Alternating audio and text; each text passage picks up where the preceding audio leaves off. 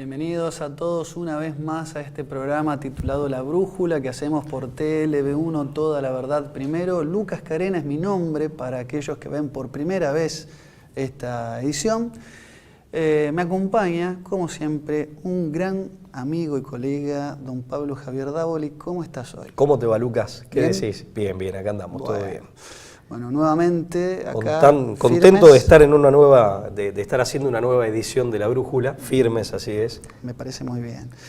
Este programa se consagra a la Virgen María, la advocación de Schoenstatt, Madre tres veces admirable, Mater admirabilis de Schoenstatt, Reina Madre Y educadora. y educadora.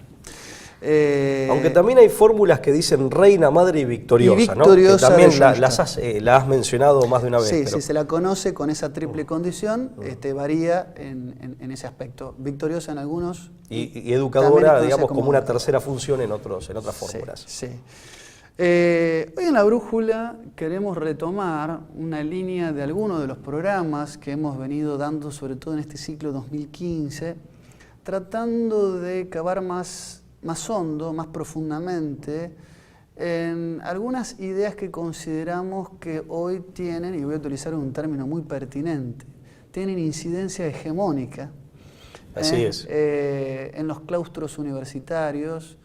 En el discurso periodístico. En el discurso periodístico, en lo que tiene que ver con la transformación cultural de la segunda mitad del siglo XX hasta nuestros días, que consideramos son las bases o los cimientos sobre los cuales se edifica todo el bagaje teórico, incluso filosófico e ideológico de la posmodernidad, las reformas culturales, la transformación. El mundo contemporáneo está edificado sobre estos pilares, estos pilares hegemónicos, estos pilotes, iba a decir yo, sí, pero sean estos pilares hegemónicos.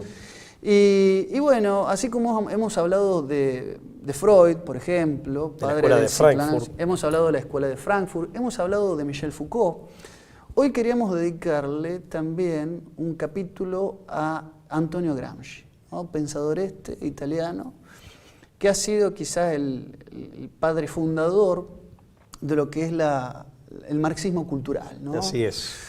Y que le demos gran parte de las propias mutaciones hacia el interior del pensamiento de izquierda en general, que han derivado en las manifestaciones, en las múltiples manifestaciones que dentro, por lo menos de Occidente, ha tenido el marxismo hasta nuestros días. También como una forma, y esto lo vamos a explicar después, de sobrevivir la ideología marxista hasta el día de hoy. Correcto. Así que bueno, la idea, Pablo, es hoy, y el desafío para nosotros es hoy, tratar de discurrir por estos cauces, hablar un poco de este tema. Presentarlo al buen amigo Antonio. Presentarlo, por lo quién menos fue, y sobre todo analizar su legado. Su legado efectivamente, desde nuestra perspectiva crítica. Las obviamente. ideas principales de la matriz ideológica por él elaborada y el legado, o la incidencia. Te invito, Pablo, a ver la presentación Dale. del programa. Vamos, señor director, a ver la presentación.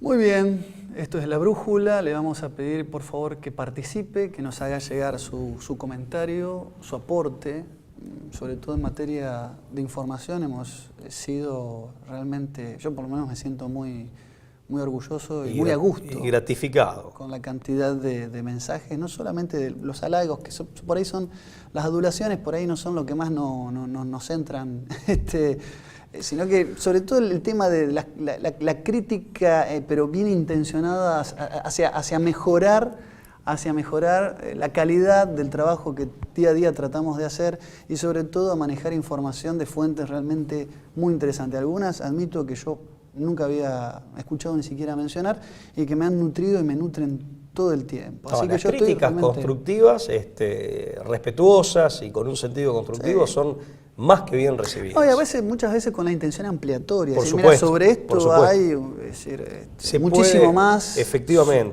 por este lado. ampliando el horizonte de la información que acá ya se ha vertido, Claro. decir, bueno, incorporar más información Tal o cual. nuevos puntos de vista. Bueno, ¿qué decir de este tema? Antonio Gramsci es una figura que reviste una importancia sustancial para entender no solamente el mundo contemporáneo, no solamente los pensamientos quizás de matriz de izquierda, que podemos decir que hoy tienen una cabal importancia, una cabal influencia en las grandes transformaciones de nuestro siglo naciente, que es el siglo XXI. Así es. Sino que ha sido también la forma en la que se han combinado las transformaciones culturales ya desde una perspectiva distinta, de una perspectiva inducida, de una perspectiva mentada, la transformación cultural como un proceso no espontáneo ni natural, sino algo que se puede conducir, como algo en el que se puede participar activamente.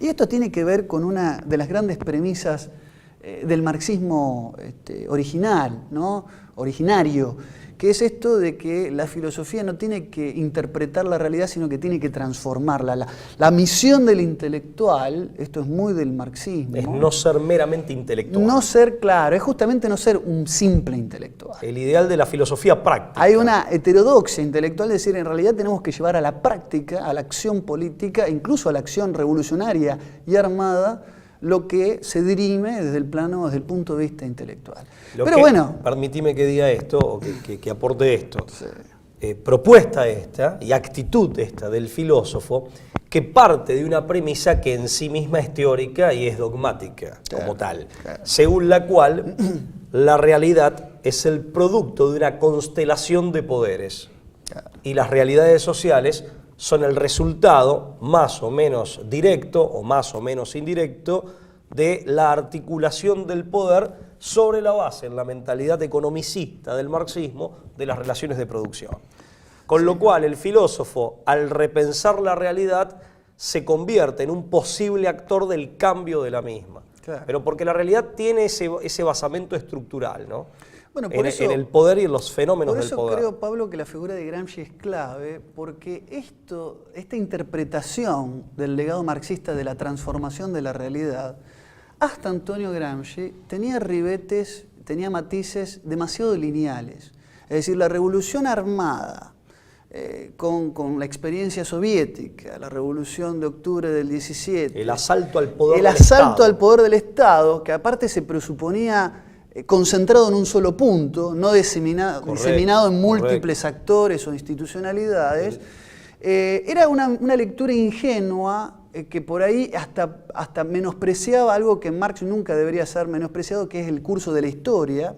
Es decir, que la historia tiene un devenir dialéctico en el cual podemos intervenir, pero que tiene que haber determinadas condiciones, esto en la introducción a la crítica de la economía de política de Marx, es decir, en determinado momento las condiciones de contradicción son las óptimas para generar una revolución. Se habían, obviamente me parece que malinterpretado o se habían desdibujado un poco de lo que Gramsci cree que es el itinerario inicial y genuino del marxismo, que es interpretar el circuito de la historia, el curso de la historia, y generar o promover las condiciones históricas, estamos hablando incluso superestructurales, después podemos explicar de qué se trata esto, para así llegar a la revolución armada, pero no como el inicio de algo, sino como la consolidación de un proceso.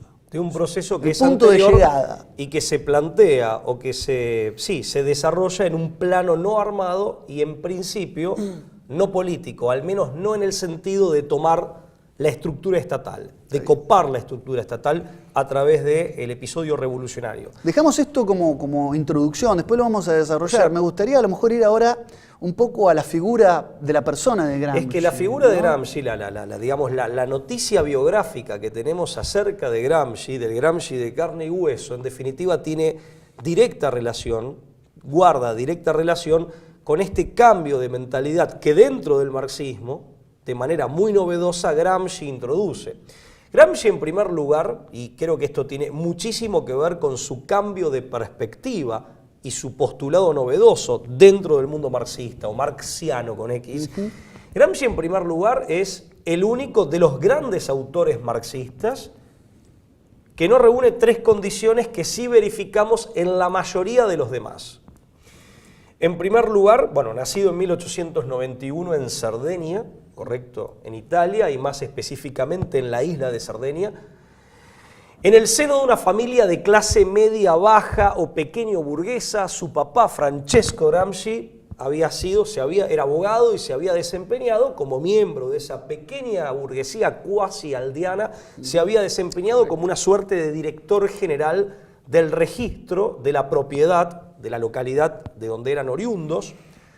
Entonces Gramsci, en primer lugar, es de los principales autores, de los principales próceres teóricos e intelectuales del marxismo.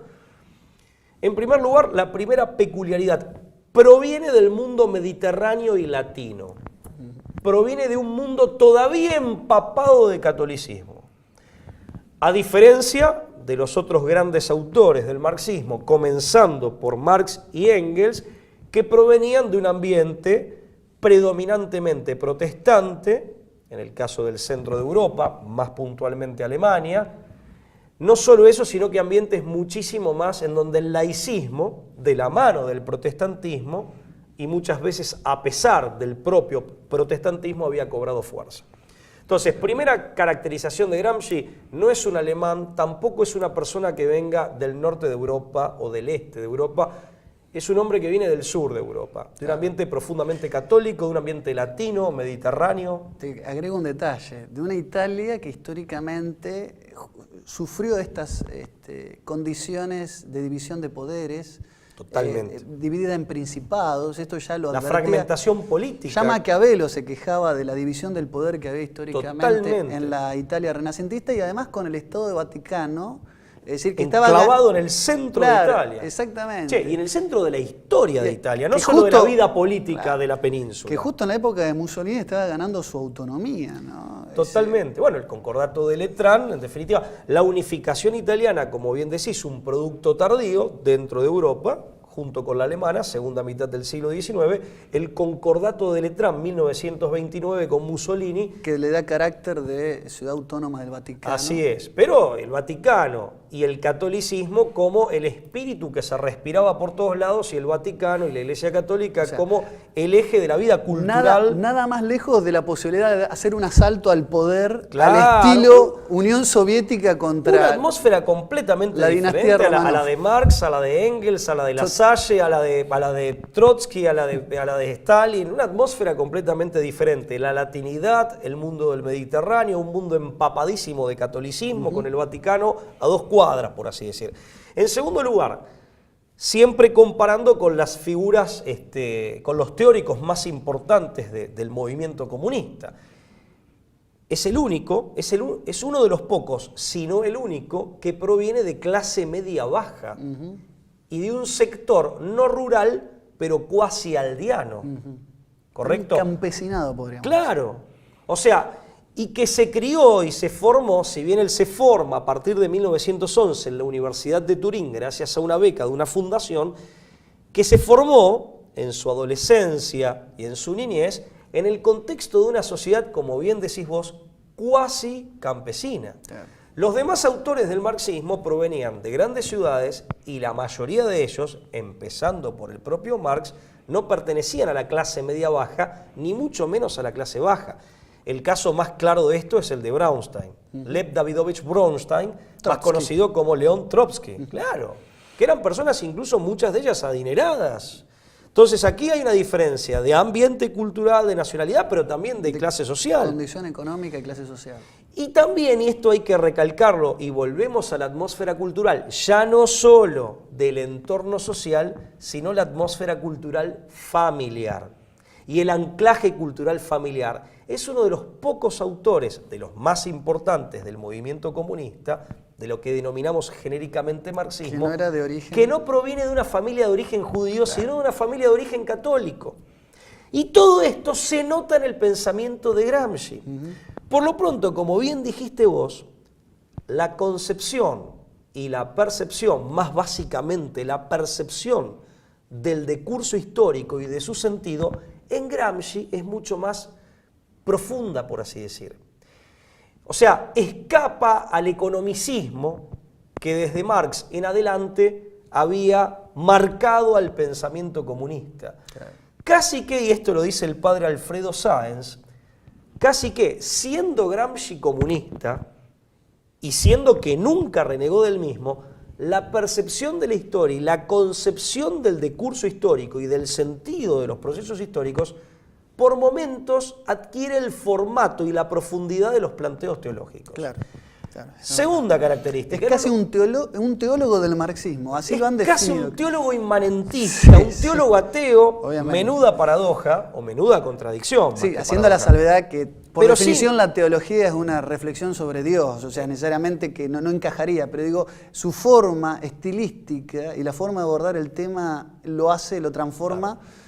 Como bien decís, en una suerte de teólogo del marxismo. Teólogo inmanente, teólogo inmanentista o ateo del marxismo, lógicamente. Claro. Fíjate vos que incluso, por eso la percepción de los procesos históricos y de la causa y del sentido de los procesos históricos y de las realidades sociales no queda atrapada en ese frío economicismo en el que estaba como encasillado, y de hecho todavía está en gran medida encasillado el pensamiento marxista, en esa estructura económica de la cual Marx y sus seguidores más ortodoxos hacían depender a modo de superestructura todo lo demás.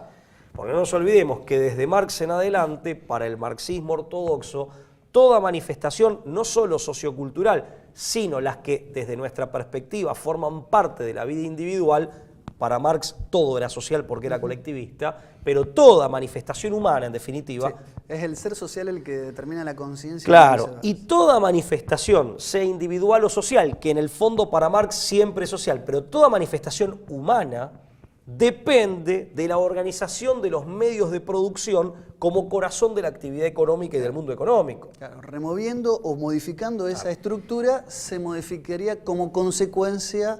necesariamente todo lo demás. Y Gramsci, de hecho, había que asaltar el poder del Estado cuando esa estructura generaba las crisis por las contradicciones, había que asaltar mediante la vía revolucionaria el Estado e instalar la dictadura del proletariado, idea esta que se inicia con Marx y que Lenin, Ulyanov, ¿correcto?, él desarrolla más, y Gramsci dice, no, primero hay que hacer una revolución cultural. Entonces, al plantear la conquista cultural que precede la revolución armada. Claro, y no la revolución armada, que es la que, utilizando el poder del Estado, va a generar el cambio de la estructura y todo lo demás, como decía Jesucristo en el Evangelio, si se me permite que lo parafrasee, y con todo respeto, cambia todo lo demás por añadidura. Claro. Entonces dice, no, la revolución primero tiene que ser en las bases culturales. El concepto de sociedad civil, distinguido del concepto de Estado, un concepto de Estado que la escuela politológica inglesa ya había acotado a gobierno, es un concepto de Gramsci. No había prácticamente diferencia, ¿no? Claro, es un concepto de Gramsci. Entonces, había que tomar el espíritu de la sociedad civil y sus instituciones, la cultura, y después pasar, en todo caso, a tomar el poder del Estado para modificar las condiciones económicas o la estructura pero en este sentido no es casual, y te agrego este pequeño paréntesis, que Gramsci asocie a la revolución marxista con el proceso que hizo el cristianismo en épocas de Constantino. Es decir, él considera que para el momento del Edicto de Milán, es decir, cuando se oficializa en Roma la religión cristiana, la moral cristiana ya estaba previamente y mucho antes instalada en la sociedad. La moral cristiana se practicaba incluso en las peores épocas de la persecución, por ejemplo, entre otros, de Diocleciano. Ya el pueblo de Roma se había ungido, se había dejado invadir, por así decirlo, por una nueva concepción moral que tenía que ver con los valores que imperan en el cristianismo. Yo creo que Gramsci no es permeable a observa esto, lo apunta, forma parte y tiene que ver con su formación. Es que Gramsci lo conocía mejor que los otros autores, claro, insisto, porque es un autor italiano, es un autor latino, es un autor y por formado analogía lo y criado en un ambiente traslada católico. A cuál debería claro. ser el proceder de la revolución. Y esa era la historia de los ancestros lejanos de Gramsci, claro. Y del ambiente, de los ancestros de quienes eran sus compatriotas. Entonces Gramsci tiene una comprensión hasta por origen, por marca de fábrica, que era ajena a los otros autores importantes y pensadores importantes del marxismo. Y fíjate que acá es una idea en el fondo, y que se me entienda bien, en este sentido al que me voy a referir, profundamente aristotélica. Aristóteles en la política planteaba con muy buen tino que la vigencia y la perdurabilidad de un régimen político, de una constitución en el sentido no formal sino material, dependía de la paideia, es decir, de la educación, no en el sentido enciclopedista, sino en el sentido griego o grecolatino de la paideia, es decir, de la formación integral de la persona y de la persona en la polis o en la sociedad. Entonces, Gramsci repite este concepto, pero lo pone al servicio de la revolución. Bueno, algo de esto había vaticinado Louis Althusser, también desde una perspectiva más cercana al estructuralismo francés, pero cuando él hablaba del aparato ideológico del Estado, o sea, para Marx el Estado era una especie de agente que en apariencia hacía las veces de árbitro, pero en realidad el Estado burgués es un instrumento de dominación de la clase dominante. Claro, que lo que hacía era garantizar las relaciones de dominación, era un garante de las relaciones de explotación. Entonces, remover el Estado burgués para Althusser ya no tenía solamente que ver con el aparato represivo del Estado, sino que el Estado ejercía una presión ideológica a través de la educación. Digo, volviendo a este paralelismo. Claramente aparece la misma conexión de Aristóteles. Entonces decía, en realidad lo que hay que cambiar es la educación burguesa y los modelos de vida que son condicionalmente burgueses en la sociedad para establecer la revolución. Y lo que tiene de interesante es que descubre algo y denuncia algo que durante muchos años fue negado, pero que jamás se le hubiera escapado a un hombre del medioevo ni a un hombre greco-latino de la época clásica. El liberalismo presumió en lo jurídico y también en lo educativo, so pretexto de ser científico, pretensión que también el marxismo asume para sí, ¿correcto? Se autoadjudicaba esa condición. Claro, presumió de asepsia ideológica. Claro. Y lo que Gramsci está diciendo es que siempre se adoctrina. Claro. En este sentido, quita la máscara al liberalismo y a la burguesía como clase dominante. Pero en realidad lo que hace es denunciar algo que perfectamente podría haber denunciado o marcado u observado Aristóteles. O cualquier medieval, decir, mire, cuando usted está formando, y lo mismo el derecho siempre tiene un núcleo ético, esta idea que él señala del derecho separado de la moral y de un derecho aséptico como si fuera un conjunto de reglas técnicas que no tienen nada que ver con una concepción de la persona, de la sociedad y de los valores, una determinada concepción ética, es mentira. Entonces Gramsci se da cuenta de esto. Lo que pasa es que retoma aquellas viejas enseñanzas, denuncia la falsa asepsia ideológica del derecho liberal, de la educación liberal enciclopedista, pero él lo pone al servicio de un proyecto comunista. Ahora, al plantear la nueva metodología, que sin ningún lugar a dudas sobre bases más realistas, es una metodología mucho más exitosa, mucho más eficiente, tiene deficiente lo que tiene de imperceptible, también, y él creo que o no se apercibió o no lo quiso admitir, pone en crisis los basamentos, los postulados ideológicos fundamentales del marxismo, porque implica negar el economicismo del marxismo y la diferencia entre estructura y superestructura. Claro, o consideran que digamos, deberían ser adaptados a una realidad postrera. Claro, pero Marx lo plantea con el dogmatismo propio. Y aparte, es verdad que Marx pretendía que eso era universal para todas las épocas. La historia del hombre es la historia de la lucha de clases. No importa la época, siempre la estructura económica o el modelo de acumulación es lo que condiciona todo lo demás. Sí, eso es cierto. Yo creo que también hay que agregar lo que decís, me parece fabuloso, me parece un muy buen resumen de lo que es el nacimiento del pensamiento. Yo no creo, sinceramente, que Gramsci solo haga una elucubración desde postulados simplemente teoréticos, sino también que él vio desde la praxis los fracasos de la revolución desde la Liga Espartaquista. En Alemania. Digo, la Liga Espartaquista no es por los espartanos, sino por Espartaco. No por Espartaco, sí. O sea, no por Esparta, sino por Espartaco, el esclavo. El esclavo romano. Karl Liebknecht, ¿verdad? Y Rosa Luxemburgo. 1919 en la naciente y fallidísima República de Weimar. De Weimar. En Alemania. Los fracasos de una revolución al estilo Unión Soviética, estos traspiezos, tropezones que dieron. Él estuvo en 1922 en la Unión Soviética, claro. Y déjame que aclare esto porque va en el mismo sentido de lo que claramente estás marcando. El comunismo, para consolidarse, el bolcheviquismo, que fue la versión ruso-soviética del comunismo. El costo, es verdad. Para consolidarse, en 1922, cuando Gramsci estaba visitando la Unión Soviética como miembro del Partido Comunista Italiano, reconocen, en los primeros años de la década del 20, para no cometer ninguna imprecisión, en los primeros años de la década del 20 se reconoce que desde finales de 1917, cuando se opera la Revolución Bolchevique, y los primeros años de la década del 20, la consolidación del régimen bolchevique, de la revolución y el régimen instalado en virtud de la misma, requirió la muerte de entre 1,5 millones y 2,5 millones de personas por razones políticas. Un auténtico genocidio, no por motivos raciales, pero sí por motivos religiosos y políticos. Y la enorme mayoría, desde luego que había oficiales del ejército blanco, que se mantenían leales al zar, que había miembros de la nobleza, pero la enorme mayoría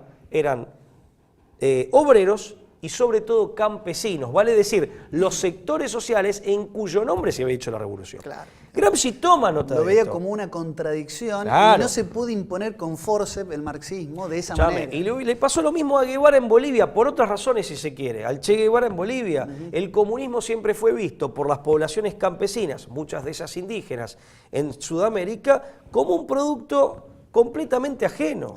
Sí. Pese a que reclamaba también aquí en Latinoamérica hablar en nombre de y representar a aquellos mismos que de pronto o lo miraban con indiferencia o abiertamente lo rechazaban. Y ahí Gramsci, que se casa con una mujer rusa, que tiene un hijo, elucubra la idea de la revolución cultural. Bueno, ¿y qué es la revolución cultural, Pablo? Porque ahora tenemos que ir y vamos a hacer una pequeña pausa, pero hasta ahora hemos apuntado los autos del caso, hemos tomado nota de los antecedentes, de por qué la revolución marxista se tiene que dar en el plano de las ideas, de la educación, de la cultura, pero tenemos que analizar dos cosas, que creo que es una tarea obligada para el público, se lo debemos a ellos. ¿Qué es la revolución cultural? ¿En qué consiste? ¿Y cuáles son sus consecuencias? Que ahí es donde ¿cuáles son sus estrategias? Yo soy muy crítico, ¿no?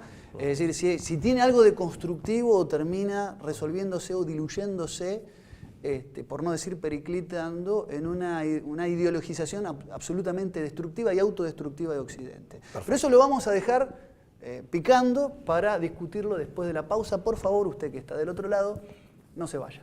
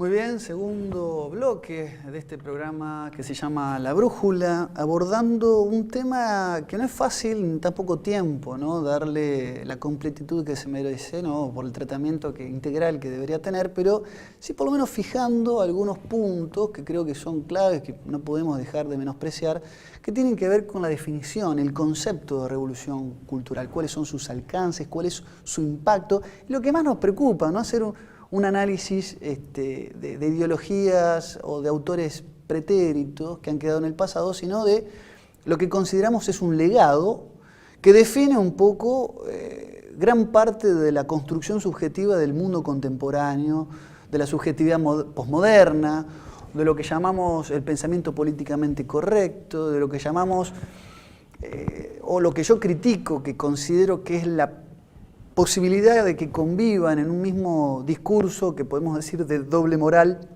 una ideología de izquierda, demagógica, que se queda en la discursividad, pero que convive en la praxis. Que es mero relato. Claro, que es un relato, que es casi una especie de enjundia artificiosa para poder quedar bien con las masas, con el populacho, con la plebe, con la turba.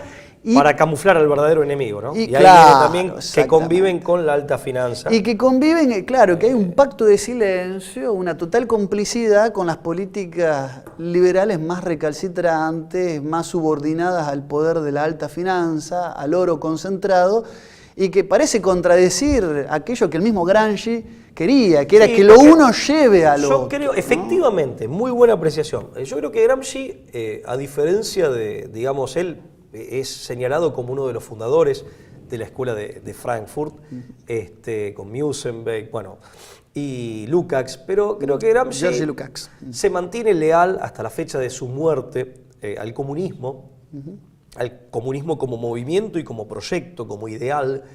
Y bueno, creo que era sincero, más allá de sus contradicciones, pero creo que en él había sinceridad en esto. Escribió Tras las rejas, esto hay que decirlo. Estuvo preso, condenado a 20 años a partir de finales de la década del 20, es liberado por razones de salud en el año 37, si no mal recuerdo en abril, y a los pocos días muere. Y son famosos sus escritos, en realidad eran comentarios, son famosos sus cuadernos de cárcel, que es la compilación de sus escritos, en donde él ahí desarrolla gran parte de su pensamiento, tal cual. Mirá, Gramsci primero, y antes hablábamos de la profundidad de su percepción histórica y de su concepción histórica, que por momentos nos recuerda a las elucubraciones de los teólogos, pese a su condición de ateo y de comunista, digamos. Gramsci veía en el marxismo, veía en el comunismo como movimiento el fruto maduro de la modernidad. Un fruto maduro que tenía etapas propiciatorias y preparatorias, instancias previas, cuyos hitos básicamente eran como etapas escalonadas, revolucionarias, que conducían a la revolución máxima, que era la encarnada por el marxismo. Algo así como la cereza del postre. Efectivamente. Y en ese proceso estaba primero el Renacimiento, con su antropocentrismo. Aquí no nos referimos con el humanismo, pero no en el sentido de interesarnos por el hombre, lo cual en principio es sano y a primera vista por lo menos luce bien y agradable, sino ese antropocentrismo que implicaba desplazar a Dios, ¿no?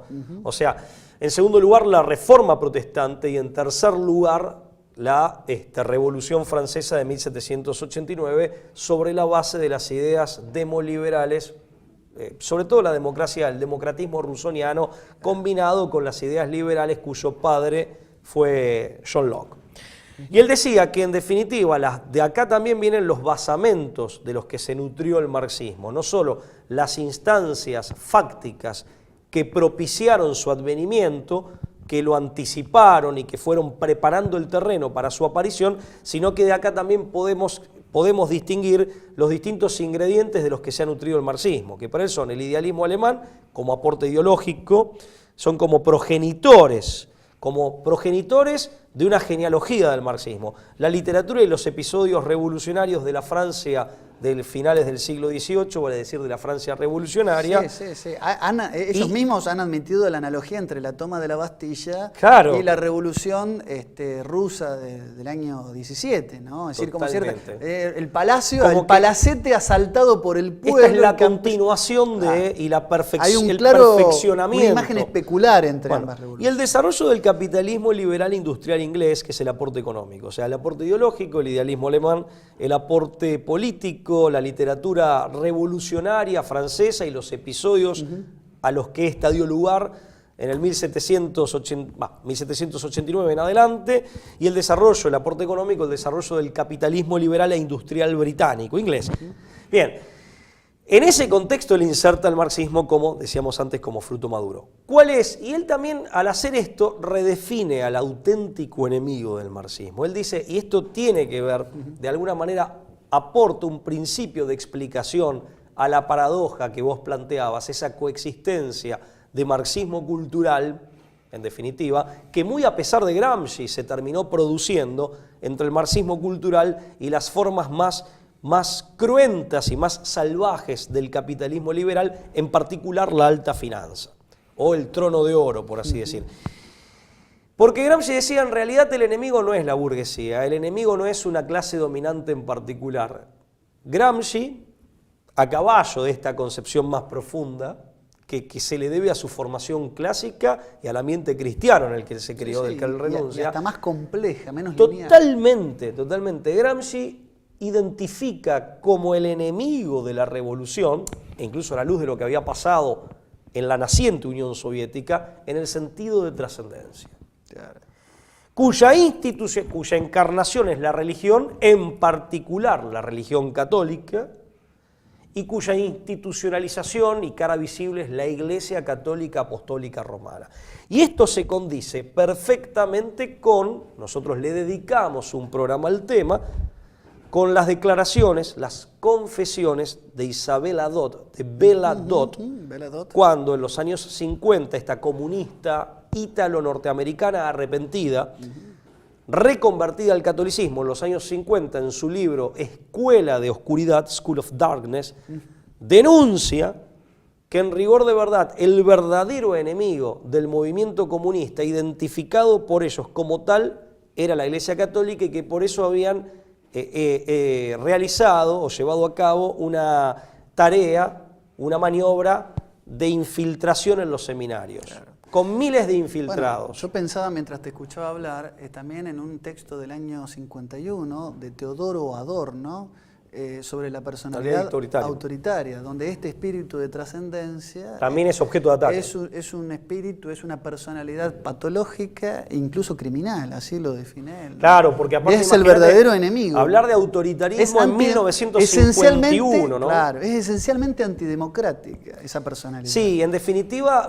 siempre lo hemos dicho cuando hablamos de la Escuela de Frankfurt, en definitiva Adorno convierte un problema, el autoritarismo, un problema netamente político, al definirlo de esta manera, lo convierte en un problema psicológico, en un problema de la personalidad que ameritaría medidas terapéuticas eventualmente o reeducativas, con todo lo que esto puede llegar a implicar. Pero aparte, fíjate la arbitrariedad, porque en definitiva cualquier persona, por el simple hecho de creer que hay vida más allá de la muerte, de que el hombre está dotado de un alma inmortal, de que hay un Dios, se convierte automáticamente, a la luz de esta mentalidad, en un hombre autoritario, con todo lo denostable que es esto. Bueno, han pasado más de 80 años de Gramsci y creo que esta identificación del enemigo, esta redefinición del enemigo, creo que los resultados están a la vista. Pero aparte es realista. Él, como comunista, se da cuenta de que es fácil vencer a la burguesía o comprarla. Eventualmente yo creo que en la práctica, y más allá de Gramsci, se compraron mutuamente. Incluso hasta puede haber soluciones intermedias. Pero él se da cuenta que, claro... Pero lo que no puede haber, lo que es radical y esencialmente enemigo del marxismo... es el catolicismo. El sentido de trascendencia en general y el catolicismo. Los valores perennes e inmutables. Claro, y esas creencias y esos valores hicieron... Era lo que ofrecía resistencia, había hecho fracasar las revoluciones en Hungría, en el sur de Alemania, y era lo que estaba dificultando la consolidación del régimen. Porque para colmo, el sentido de trascendencia, ¿dónde se mantenía en aquella época mucho más arraigado? En las clases o en los sectores sociales más humildes.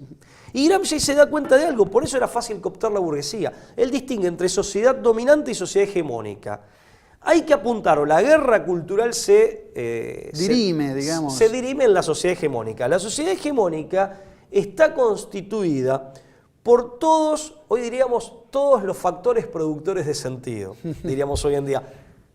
las iglesias, principalmente. los cultos religiosos organizados, fundamentalísimamente la Iglesia Católica de Roma, ¿no? la familia, los medios masivos de la comunicación social, las escuelas, los ministerios de educación, las universidades, todo eso constituía la institucionalización del mundo simbólico, de la cultura.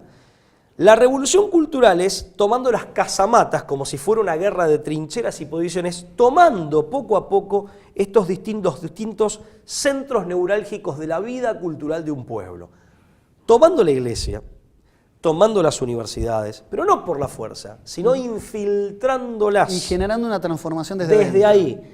De esa manera se cambiaba la sociedad hegemónica, básicamente las corrientes de opinión dominantes, los valores considerados fundamentales o considerados principales, el código axiológico, el ethos de una sociedad, hasta cambiar el modus vivendi y después se pasa a hacer la revolución política que cae como por su propio peso. Claro. Ahí está la matriz completa del itinerario gramsciano. Y ahí se hace una inversión del planteo Pablo, marxista originario. El problema está, y la consecuencia está, que, insisto, han pasado 80 años y sigue habiendo una discursividad fallida, intentona o bajo los oropeles de la revolución cultural, que en el fondo termina siendo cancerígena, que termina siendo destructiva, que se queda en el asalto a las instituciones promotoras de un sentido, que promueven determinado sentido, pero que no pretenden o están cómodas instalar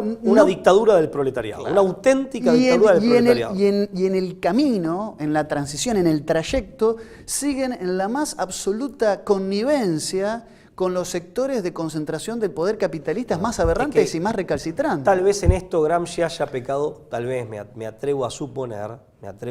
Incluso de ingenuo, porque el mismo capitalismo, bueno, financia y promueve ciertos grupos de choque que incluso encandilados y maravillados por la revolución cultural, siguen siendo funcionales, profanando iglesias, generando tropelías, atropellos, sin advertir que en el fondo son realmente un instrumento artificioso y artificial de instauración de un modelo cada vez más concentrado, donde el 1% de la población tiene más del 70% de los recursos económicos. Totalmente de acuerdo, termina siendo funcional a eso y termina siendo la matriz cultural que, porque aborrega, porque genera ilusiones que son impracticables o incumplibles. Idiotas útiles genera el modelo. Totalmente, porque camufla el verdadero enemigo por diversas razones y circunstancias, termina, por diversas razones, mejor dicho, por diversas razones termina siendo funcional a esa estructura de dominación que es eminentemente oligárquico-plutocrática.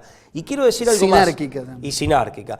Quiero decir algo más. Ya la propia dictadura del proletariado era inauténtica, más allá de las críticas que en mi caso y en el tuyo amerita el ideal de la dictadura del proletariado en el plano de la teoría. Pero ya la propia dictadura del proletariado, tal como fue plasmada, más allá de esas críticas que en teoría podemos hacerle, no fue auténtica. Cuanto más esta revolución cultural que queda, a despecho de Gramsci, en el plano del mero relato, para camuflar un dominio oligárquico, plutocrático, como dicta blanda, pero muy efectiva, no dictadura, pero sí como dicta blanda.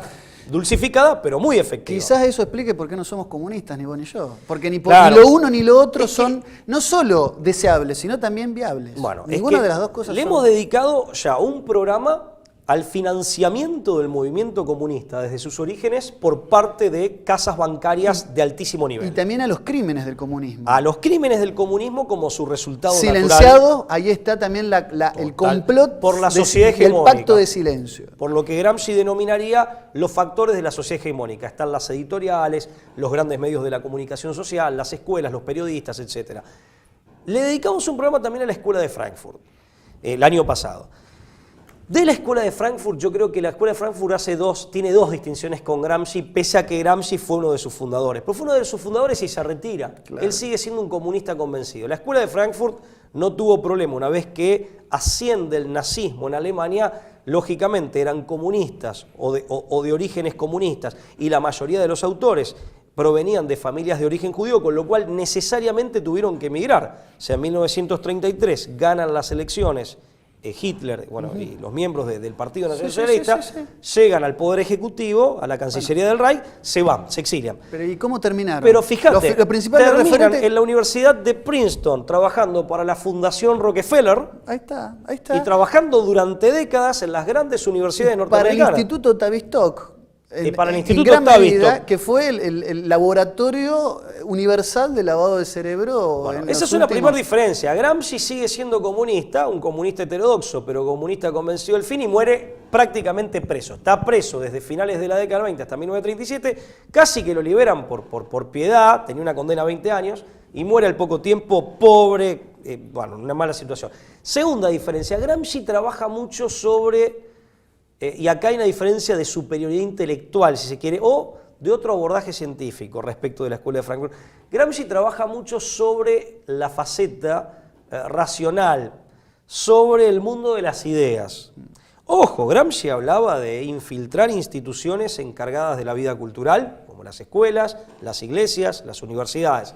Gramsci hablaba de... Quizás no utilizar ese término... tergiversar la historia.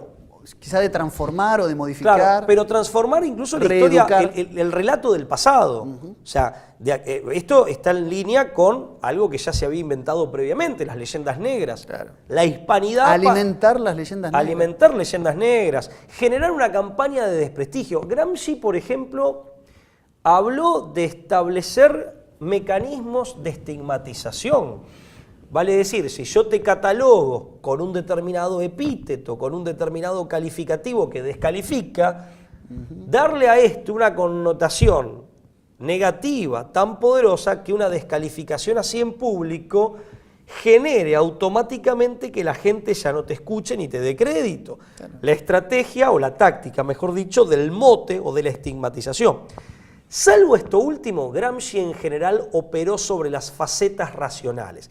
La Escuela de Frankfurt, que también tenían otros orígenes sus autores, los otros autores, Adorno, etcétera, trabajaron más con el inconsciente porque tenían una base freudiana. Claro, partieron de ahí, bueno, ahí está lo que hemos hablado de la utilidad, los usos de Freud en otro programa. Claro, también, ¿no? que para Gramsci yo creo, no digo que no lo haya conocido, no lo sé, pero que está ajeno a su pensamiento. Es un hombre que pertenece a otro orbe intelectual y que ha tenido otra formación. Es más, Gramsci no era originariamente marxista. Gramsci empieza como nacionalista sardo, muy jovencito, se hace socialista y recién después, sobre el final de su carrera universitaria, pica el comunismo, ya llegando a la década del 20. Bueno, entonces es un autor distinto que vale la pena estudiar, que da consejos, o sea, que tiene observaciones muy agudas. Yo creo que ¿cómo puedo decir? Su lealtad hacia sus propias ideas es algo encomiable, en cierto sentido, respetable.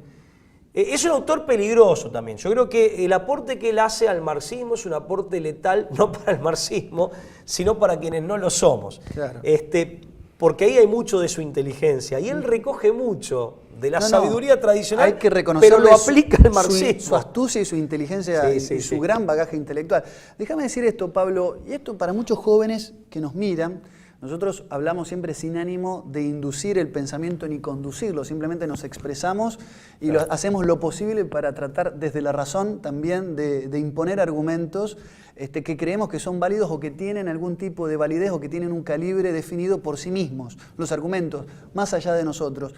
Pero muchos jóvenes que con cierto idealismo genuino, jóvenes que creen en la transformación social, que no quieren estar supeditados a poderes concentrados, que no les gusta estar bajo mecanismos de observancia plenamente ingenierizados, hay que también utilizar estos temas de discusión para saber identificar y advertir cuando uno se empieza a transformar en una plataforma de estupidez útil.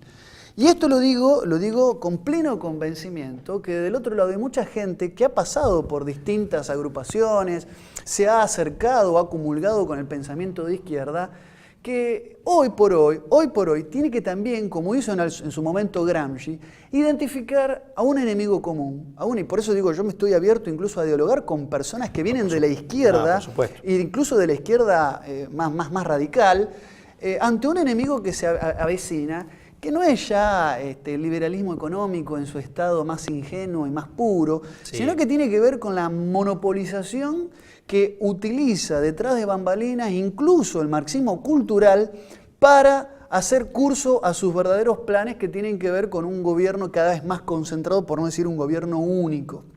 Quiero decir con esto, y le hablo a la gente que nos mira del otro lado, no estamos, y lamentablemente las ideologías, sean de un lado y de otro, han servido también como un instrumento de balcanización del pensamiento.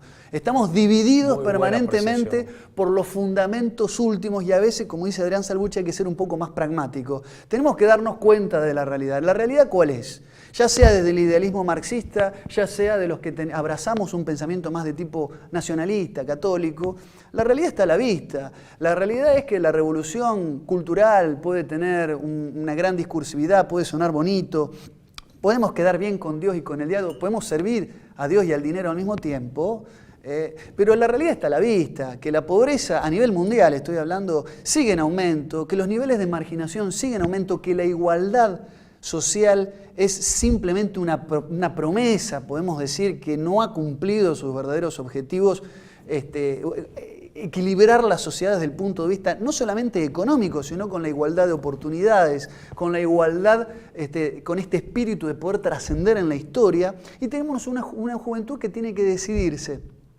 O es apática, ha perdido toda capacidad o toda utopía de transformación, o se inclina por responder a un modelo que, como un oxímoron, le permite hacer uso y abuso de un marxismo en el plano de la cultura, asaltando templos, generando marxismo, como yo digo, marxismo de café de Recoleta, marxismo de guantes blancos. Un marxismo caviar. Claro, un marxismo donde tomamos sushi, tomamos champán, comemos sushi, bien digo, pero que se queda en esa retórica perversa, de las peores formas de perversión, que tiene que ver con un comunismo mitigado, incluso como un comunismo que ha perdido sus verdaderos orígenes revolucionarios y transformadores. Un comunismo que es con el que ya ni siquiera con el que ni siquiera me siento atraído de dialogar o de discutir ningún tema,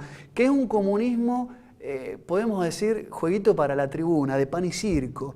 Y eso me parece que es el resultado del marxismo en sentido gramsciano utilizado al día de hoy desde una estrategia desestabilizadora, balcanizante y divisoria, ¿no? Sí, aparte que genera el fantasma que reina a través de la enemigos división. Inexistentes o enemigos que no lo son, al menos no lo son en un sentido de radicalidad adversarial.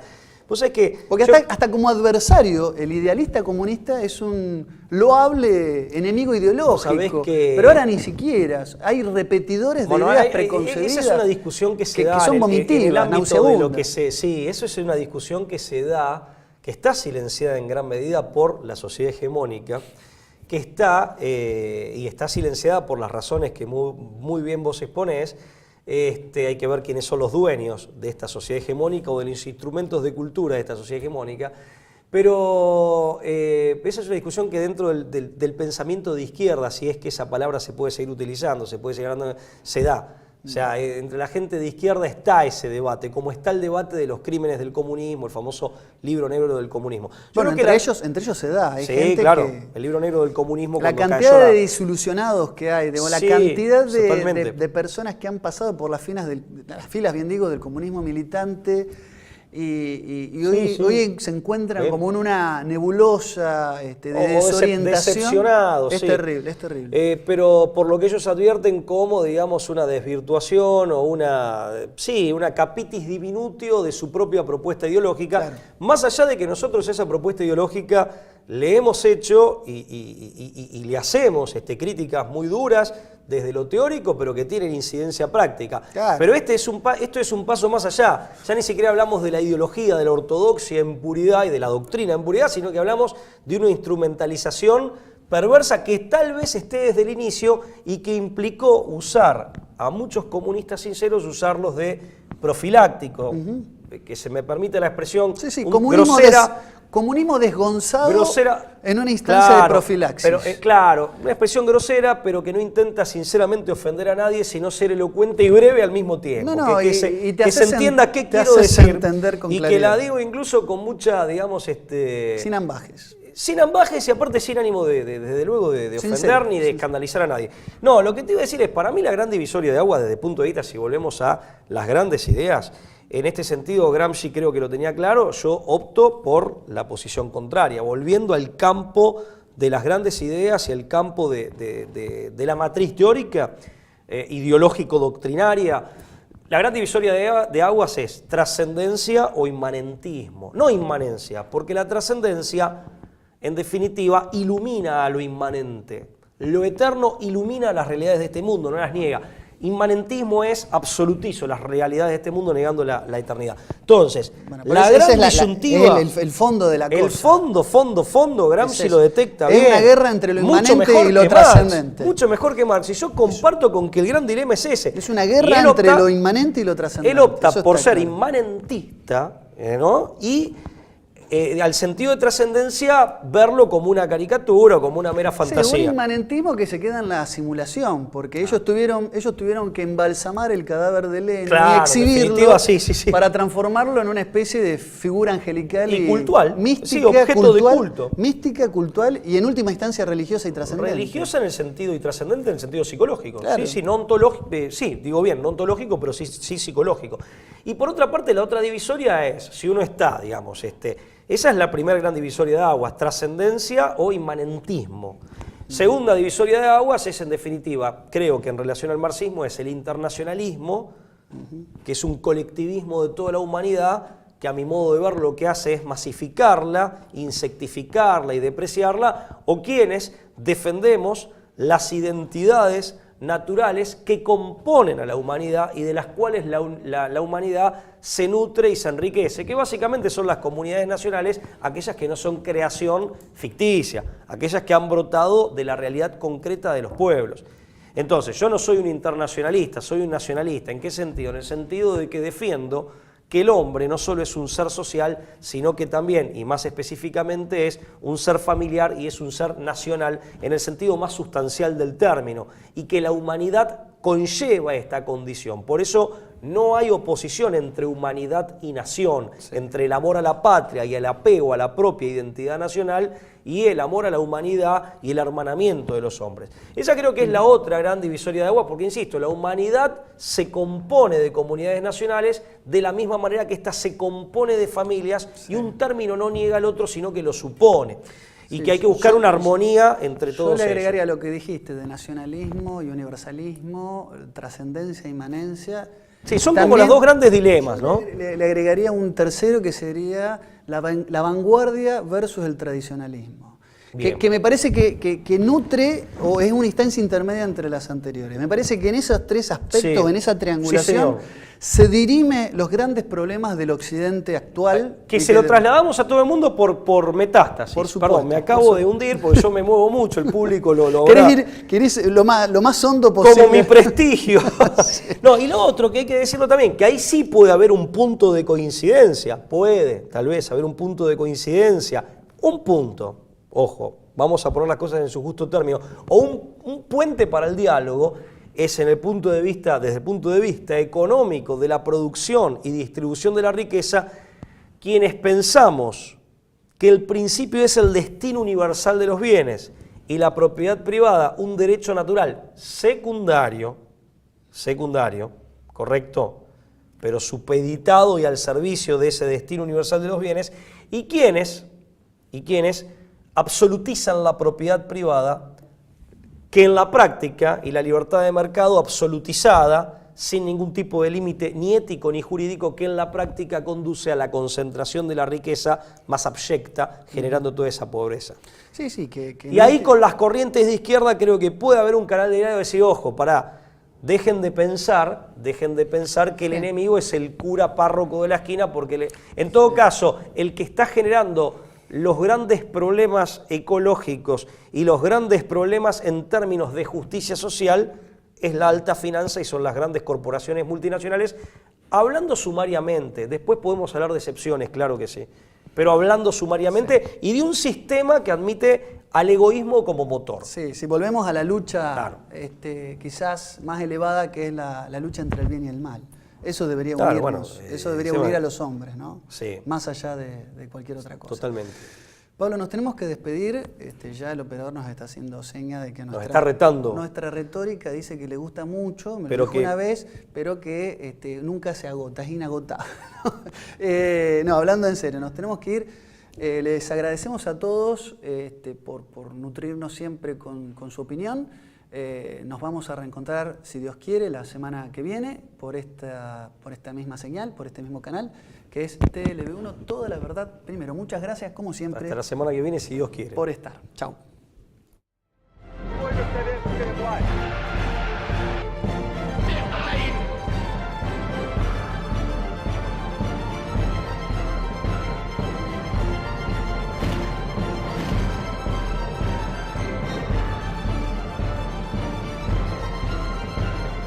Amen, Mustafa.